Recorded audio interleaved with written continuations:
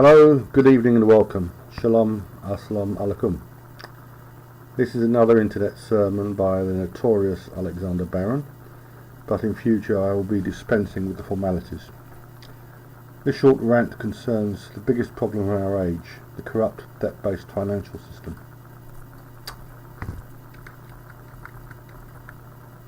When money is loaned commercially, it is taken for granted that said loans will attract interest. Is this reasonable? Is it fair? Is it just? If you take $100 or whatever out of your pocket and give it to the man next door on a promise, you may not get anything back. So interest is a form of compensation, the credit risk. Banks do not lend money. If you think they do, you are a member of an uninformed and dwindling minority. So check out my speech, Pay Wealth Creators Not Banksters, to learn the truth. Banks do not lend money, they create credit and sell it at interest. But let's stay with you and your neighbour. This is a real loan, and unless you lend him the money purely as an act of kindness, you are entitled not only to compensation for the risk taken, but for forgoing any profit you may have made by investing the money elsewhere. Or so the theory goes. It is usually taken for granted that you can buy more with money today than you will be able to next year, and certainly if you lend a considerable sum of money over a lengthy period. Unless you charge interest, you will lose out. Is this true? Yes and no. The practice of usury has long been defended because this is assumed to be true. Way back in 1816, Jeremy Bentham published a defence of usury based on that assumption. So do prices always and inevitably rise? Let's take a rather dramatic example. This incorporates one of my personal favourite snippets of information.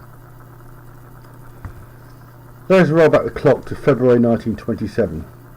You need the money to make a transatlantic phone call, one of around a half-hour duration. I agree to lend it to you. How much will this call cost? Would you believe £150? The phone call in question was around that much, between the New York office of lyricist Edgar Leslie and the London office of music publisher Lawrence Wright. How much will a half-hour transatlantic phone call cost you today? Using Skype in your local internet cafe, you can make a half-hour call with video for less than £1. In real terms, it's probably less than 0.1% of the 1927 rate. More to the point, let us imagine that I loaned you not £150 but £100 in 1927, a nice round figure. I charge you 3% interest. In the first year you pay the interest only, £3, so the entire principal is still owed. Let's imagine that the next year the interest rate rises to 5%, and again you pay only £3 on the loan. Now the total owed is £102. Now let us imagine that we are not talking about 5% per annum, but 5% per month, and that this interest is compounded monthly. That is very important. We're not talking about simple interest, but compound interest.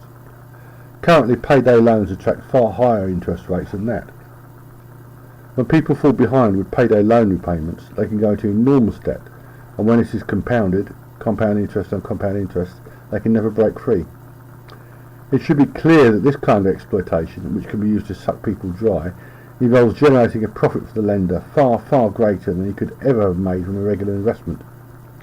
The same thing applies to both the national debt and the local government debt. Once the borrower is saddled with a crippling debt, it becomes a siphon that drains wealth from the producer to the lender. If you want a clearer understanding of how this happens, please check out Gordon Brown's Poker Lesson. I wrote that for you as much as for Gordon Brown. Usury. Compound interest on compound interest is both totally immoral and a parasitic mechanism by which wealth is drained from the have-nots to the haves. So what is or should be the alternative? If you lend someone money, real money that comes out of your own pocket, you should be entitled to compensation, a fee. There is no reason there should not be an additional fee or penalty if the loan is not repaid according to the agreed schedule. But the idea that a lender should be entitled to compound interest and it should be compounded indefinitely should not be permitted. When a loan is made for business purposes, there should be not interest but profit sharing. In Islamic parlance, this is known as musharaka.